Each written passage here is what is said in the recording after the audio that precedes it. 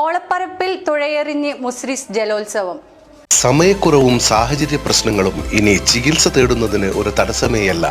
Labs MHLന്റെ എല്ലാ സ്ഥാപനങ്ങളിലും online doctor consultation ലഭ്യമാണ്. കോട്ടപ്പുറം കായലിൽ നടന്ന ചാമ്പ്യൻസ് ബോട്ട് ലീഗ് ചുണ്ടൻ വള്ളങ്ങളുടെ മത്സരത്തിൽ കൈനഗരി വില്ലേജ് ബോട്ട് ക്ലബിന്റെ വിയ്യപുരം ചുണ്ടൻ ജേതാവായി. പുന്നമട ബോട്ട് ക്ലബിന്റെ നടുഭാഗം ചുണ്ടൻ 2ാം സ്ഥാനവും പള്ളാത്തുരുത്തി ബോട്ട് ക്ലബിന്റെ മേൽപ്പാടം ചുണ്ടൻ 3ാം സ്ഥാനവും നേടി.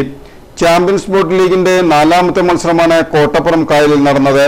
ഇതിനോടൊപ്പം മുസ്ലിസ് ബോട്ട് ക്ലബിന്റെ നേതൃത്വത്തിൽ നടന്ന ഇരുട്ടുകുത്തി വള്ളങ്ങളുടെ മത്സരത്തിൽ B ഗ്രേഡ് വിഭാഗത്തിൽ മടപ്ലാതുരുത്തി വള്ളം 1ാം സ്ഥാനത്തും വടക്കുംപുറം വെള്ളം 2ാം സ്ഥാനത്തും സെന്റ് സെബാസ്റ്റ്യൻസ് വെള്ളം 3ാം സ്ഥാനത്തും എത്തി.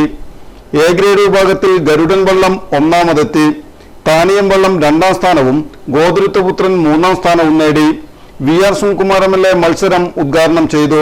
അതുപോലെ ഉൾപ്പെടെയുള്ള പ്രമുഖ വ്യക്തിത്വങ്ങളുടെ സാന്നിധ്യത്തിലാണ് ഈ വള്ളംകളിയുടെ നടത്തപ്പെട്ടത്. നമുക്കറിയാം, ഈ മണ്ണ് എന്ന് പറയുന്നത് മതേതരത്വത്തിനൊരു മണ്ണ് കൂടിയാണ്. ലോക ചരിത്രത്തിന്റെയും ഇന്ത്യാ ചരിത്രത്തിന്റെയും കേരള ചരിത്രത്തിന്റെയും എല്ലാം ഇടമേത് എന്ന് ചോദിച്ചാൽ അത് ഈ മുസ്ലിംസിന്റെ മണ്ണാണ്. അതുകൊണ്ട് ഇവിടെ ജനിച്ചു വളർന്ന ഓരോരുത്തർക്കും അഭിമാനിക്കാവുന്ന നിമിഷങ്ങളാണ് എന്നുള്ളതാണ്. ഞങ്ങളെ പോലുള്ള എല്ലാവർക്കും ഇതൊരു അഭിമാനത്തിന്റെ മണ്ണ് കൂടിയാണ്. ഇവിടെയാണ് തോമസ് ലീഗ വന്നിറങ്ങിയത്. ഇവിടെയാണ് ആദ്യത്തെ ജുമാ നടന്ന ചേരമാൻ ജുമാ മസ്ജിദ്. ഇവിടെയാണ് ജൂതന്മാര് വന്ന് ഇറങ്ങിയത്. ഈ മണ്ണിലാണ് ഇന്ത്യയിലെ തന്നെ 2ാമത്തെ കാവായിട്ടുള്ള ദുർഗാ ക്ഷേത്രവും ദേവീ ക്ഷേത്രവും ഇവിടെയാണ് ഉള്ളത്.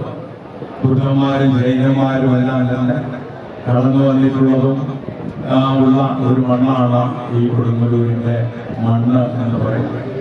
വൈഷ്ണവ ശൈവ ക്ഷേത്രങ്ങളുടെ ഇടം കൂടിയാണ് ഈ കൊടുങ്ങല്ലൂരിന്റെ മണ്ണെന്ന് പറയുന്നത്. മഹാഭാരതം പ്രധാനപരം പരിചോദിക്കുന്ന നഗരസഭാ ചെയർപേഴ്സൺ TK ഗീത അധ്യക്ഷയായി. VR സുനിൽകുമാർ MLA, ജില്ലാ panchayat president VS Prince, DYSP VK Raju എന്നിവർ വിജയികൾക്ക് ട്രോഫി സമ്മാനിച്ചു.